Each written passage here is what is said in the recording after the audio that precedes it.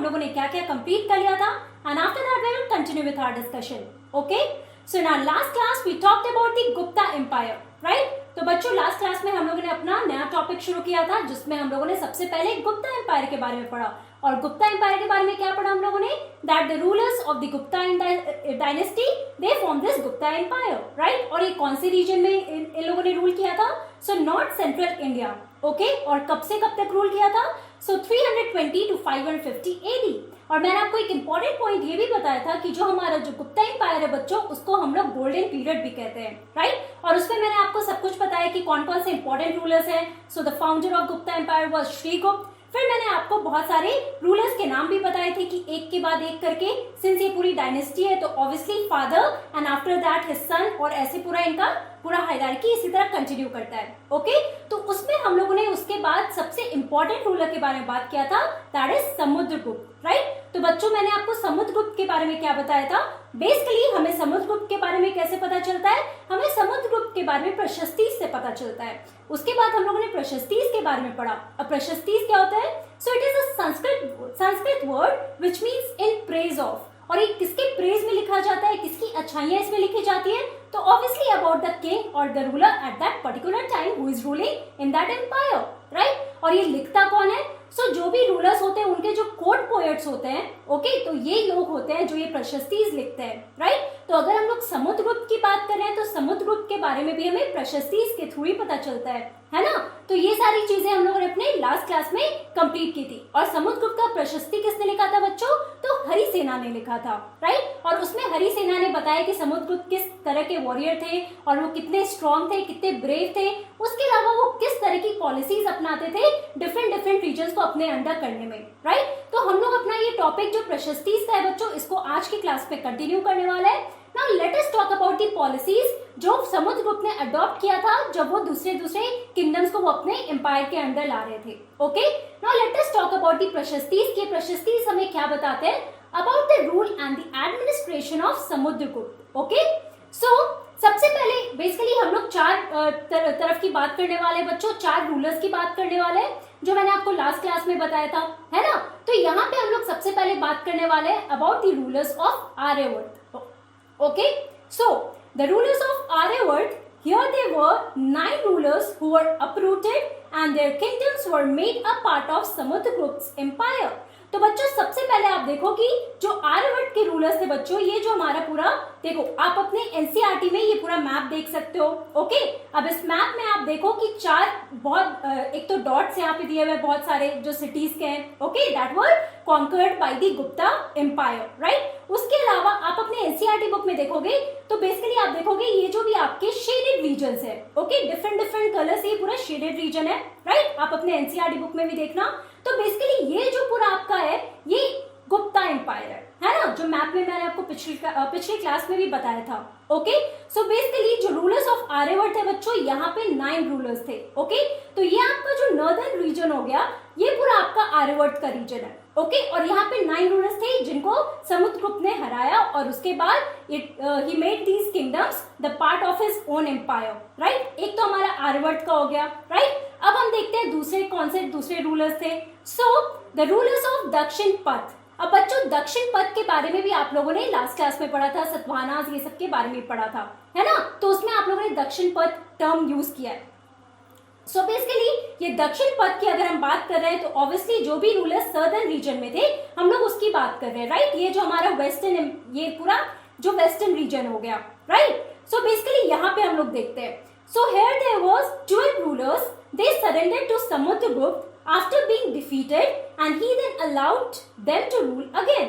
So basically बच्चों यहाँ पे देखो, अगर हम लोग दक्षिण पथ के रूलर्स की बात करते हैं, यहाँ पे क्या हुआ है, यहाँ पे 12 रूलर्स थे, ओके, और समुद्रगुप्त ने इनको हरा दिया था, राइट. बैटल्स हुई, उसमें समुद्रगुप्त ने लोगों को हराया जितने भी ये रूलर्स थे.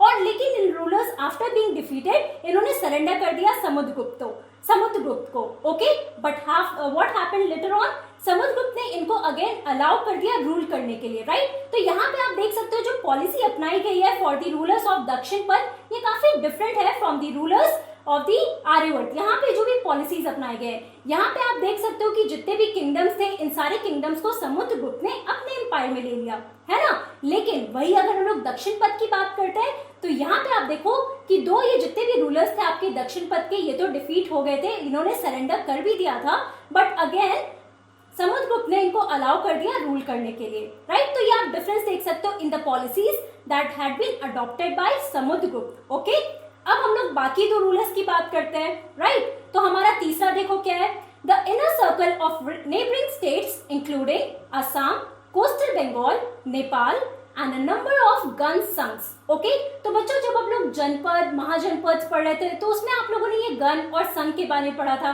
है ना, रिपब्लिक के बारे में पढ़ा था, राइट। सो बेसिकली अगर हम लोग डिफरेंट रीजन, यहाँ पे अगर नॉर्थ ईस्टर्न रीजन की बात करते हैं तो यहाँ पे देखो कि असम का जो रीजन है, कोस्टल बंगाल का रीजन है, नेपाल का जो रीजन है, यहाँ पे जितने भी गन संघ थे इसको भी इन्होंने, जो समुद्रगुप्त थे, इन्होंने अपने अंडर ये सारे किंगडम्स को लाया। Okay, now they brought tribute, followed his orders and attended his courts. तो यहाँ पे आप देखो कौन से रीजन की यहाँ पे बात हो रही है, तो ये जो आपका बंगाल का रीजन है बच्चों, ये जो आपका नेपाल का रीजन है, या फिर ये जो असम का रीजन है। ओके, तो ये पूरे रीजन की बात हो रही है नॉर्थ ईस्टर्न पार्ट की, राइट। तो ये जो आपका नॉर्थ ईस्टर्न पार्ट है बच्चों, यहाँ पे क्या हुआ कि जितने भी रूलर्स थे वो क्या करते थे, वो किंग के लिए या रूलर के लिए, जो हम लोग समुद्रगुप्त की बात कर रहे हैं, तो उनके लिए ट्रिब्यूट लाते थे, राइट। विलिंगली अनविलिंगली उनको गिफ्ट्स लाना पड़ता था और रूलर को देना पड़ता था। उसके अलावा जो भी समुद्रगुप्त के ऑर्डर्स थे वो इन रीजन में भी फॉलो होते थे। ओके, एंड ऑल्सो जो समुद्रगुप्त का कोर्ट था जहाँ पे एडमिनिस्ट्रेशन के लिए बातें होती थी, क्या डिफरेंट एक्ट्स होने, इन सब चीजों में भी जो बातें होती थी, ये पूरे कोर्ट को अटेंड करना होता था, तो for all the rulers who are living in this inner circle neighbourhood, right. Apart from that अब हम लोग चौथे टाइप ऑफ रूलर की बात करते हैं। तो यहाँ पे देखो, the rulers of the outlying areas, the descendants of the Kushanas and Shakas and the ruler of Sri Lanka who submitted to him and offered daughters in marriage। अब हम लोग देखो आउटलाइंग एरियाज की अगर बात करते हैं तो बच्चों जब आप सिल्क रूट के बारे में पढ़ रहे थे तो उसमें आप लोगों ने कुशानास के बारे में नाम सुना था, राइट। तो कुशानास का आप कह सकते हो ये पूरा रीजन तो जो था बच्चों वो कुशानास का था, राइट, और शाका एम्पायर भी इधर था, राइट। सो बेसिकली ये जो कुशानास थे, शाकास थे, उसके अलावा ये श्रीलंका का जो रीजन है बच्चों, ये पूरे रीजन में जितने भी आपके रूलर्स थे they also submitted to Samudragupta, right. तो आप देख सकते हो किस तरीके से समुद्रगुप्त ने अपना एम्पायर एक्सपैंड किया है। ओके, तो ये पूरा अगर हम लोग नॉर्थ सेंट्रल रीजन की बात करते हैं तो पूरा जो था ये गुप्ता एम्पायर के अंडर था, राइट। और समुद्रगुप्त के टाइम पे काफी एक्सपेंशन हुआ था गुप्ता एम्पायर का। ओके, तो यहाँ पे आप देखो कि ये जो रूलर्स थे, जो श्रीलंका के रूलर्स थे या फिर जो कुशानास के रूलर थे या शाकास के रूलर थे बच्चों, इन्होंने क्या किया, एक तो इन्होंने अपने आप को सबमिट कर दिया, अपने आप को सरेंडर कर दिया रूलर के अंडर। उसके अलावा they also offered daughters in marriage. Okay, मतलब इनकी जो बेटियां हुआ करती थी अपना मैरिज अलायंस भी करते थे गुप्ता एम्पायर के साथ, राइट। ये अपने डॉटर्स को ऑफर करते थे ताकि इनका जो अलायंस है वो काफी स्ट्रांग हो। ओके, तो ये जो मैंने आपको मैप दिखाया बच्चों, ये आप अपने एनसीईआरटी बुक में भी से देख सकते हो।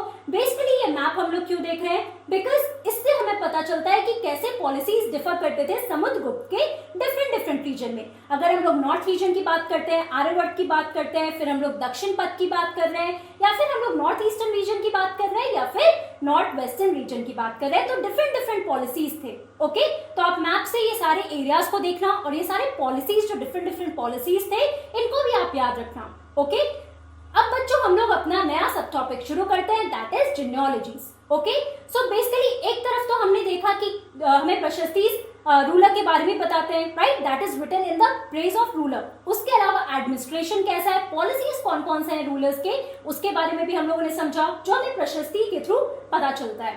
अब उसके अलावा प्रशस्ति हमें एंसेस्टर्स के बारे में बताते हैं। ओके, यहाँ पे हम लोग ये पॉइंट समझने की कोशिश करते हैं। So most prashastis also mention the ancestors of the ruler. तो यहाँ पे जो हमारा टर्म है दैट इज एंसेस्टर, इसका मतलब क्या होता है बच्चों, तो एंसेस्टर का मतलब होता है पूर्वज। फॉर एग्जाम्पल अगर आपसे पूछे कि आपके एंसेस्टर्स कौन है, तो ऑब्वियसली आपके जो दादा परदादा, तो ये आपके जो बड़े आपके घर में हुआ करते थे, राइट। सो बेसिकली ये आपके एंसेस्टर्स है।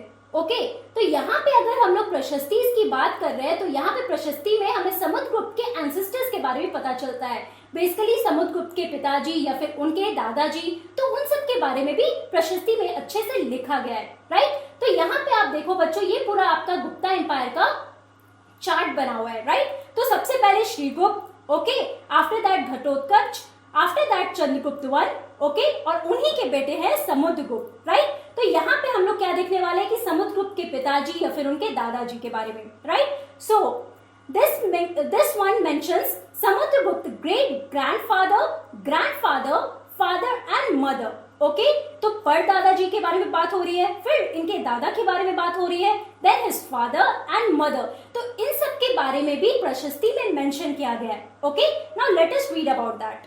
सो हिज मदर, यानी हम लोग समुद्रगुप्त के बारे में बात कर रहे हैं। तो समुद्रगुप्त की मदर का नाम क्या था बच्चों? सो इनकी मदर का नाम था कुमार देवी, ओके। ये नाम आपके लिए इंपॉर्टेंट है, ये नाम आपको याद रखना होगा। So she belong to the Licchavi गण, ओके। अभी किस गण से बिलोंग करती है? So she belong to this Licchavi गण, राइट। तो आप लोगों ने गण, संघ, ये सब के बारे में अपने पुराने चैप्टर्स में भी पढ़ा है ना, जब हम लोग जनपद और महाजनपद की बात कर रहे थे, okay. Now while his father Chandragupta was the first ruler of the Gupta dynasty to adopt the grand title of Maharaja Dhiraj, okay. तो बेसिकली बच्चों देखो, इनकी मम्मी के बारे में हमें क्या पता चला कि जो इनकी मदर थी, समुद्रगुप्त की मदर थी Kumara Devi, she belong to this Licchavi gana. और अगर हम लोग इनके फादर की बात कर रहे हैं, समुद्रगुप्त के फादर की बात कर रहे हैं, so his name was Chandragupta, okay. तो आप चंद्रगुप्त मौर्य के से कंफ्यूज मत होना, ये गुप्ता डायनेस्टी के चंद्रगुप्त है, okay. Please don't get confuse कि एक चंद्रगुप्त के बारे में आप लोगों ने मौर्यन डायनेस्टी में पढ़ा था, है ना, अगर हम लोग अशोका की बात करते हैं, और यहाँ पे आप गुप्ता डायनेस्टी में भी एक चंद्रगुप्त नाम देख रहे हो। तो इन दोनों नाम से आप कंफ्यूज मत होना, दोनों अलग अलग है, okay. Now Chandragupta was the first ruler, ये ऐसे फर्स्ट रूलर थे बच्चों गुप्ता डायनेस्टी के जिन्होंने एक ग्रैंड टाइटल अडॉप्ट किया था। अब वो ग्रैंड टाइटल कौन सा है? महाराजा धीराज का, okay. A title that Samudragupta also used, okay. तो ये टाइटल समुद्रगुप्त भी यूज करते थे। अगर हम लोग गुप्ता एम्पायर के कॉइन्स की बात कर रहे हैं तो यहाँ पे आप देख सकते हो इस तरीके के कॉइन्स हुआ करते थे गुप्ता डायनेस्टी में, okay. Apart from that this is the portrait showing the Chandragupta, okay. ये चंद्रगुप्त रूलर थे, ये एक पिक्चर है जो उनके बारे में दिखाया जा रहा है कि उनके कोर्ट में वो कैसे रहते थे, okay. Also we also get to know about Samudragupta son that is Chandragupta second. अब इसमें अगर हम लोग जेनियोलॉजीज की बात कर रहे हैं तो बेसिकली समुद्रगुप्त के परदादाजी, दादाजी, फादर एंड मदर, उनके बारे में भी काफी डिटेल में बातें लिखी गई हैं, राइट। लेकिन जो इंपॉर्टेंट पॉइंट था वो मैंने आपको यहाँ पे बता दिया। और अगर हम लोग समुद्रगुप्त के बेटे की बात कर रहे हैं तो वो भी प्रशस्ति में मेंशन किया गया है, ओके। तो यहाँ पे आप देख सकते हो समुद्रगुप्त के बेटे का क्या नाम है बच्चों? तो उनके बेटे का नाम है Chandragupta second, okay. Again another important name जो आपको याद रखना होगा। और ये नाम से आप कंफ्यूज मत हो क्योंकि नाम आपको सेम दिख रहा है बट फर्स्ट सेकेंड ये डिफर हो रहा है, ओके। तो ये इंपॉर्टेंट पॉइंट है।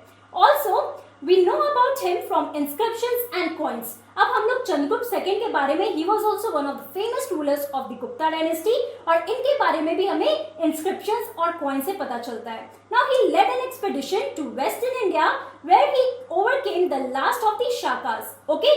तो बेसिकली ये क्यों फेमस है? विक्रमादित्य या चंद्रगुप्त सेकेंड फेमस क्यों है? So basically he is famous for the expedition that he led in the Western India। So basically western India में इन्होंने जो एक्सपीडिशन किया था, मिलिट्री एक्सपीडिशन किया था ताकि वो इस एरिया को कैप्चर कर सके, right. So he overcame the last of the Shakas, मतलब जो शाका रूलर्स थे, शाका डायनेस्टी के रूलर्स थे, इनको भी इन्होंने हरा दिया था, जिस चीज के लिए फेमस है, राइट। तो बच्चों आज की क्लास में हम लोगों ने क्या पढ़ा है?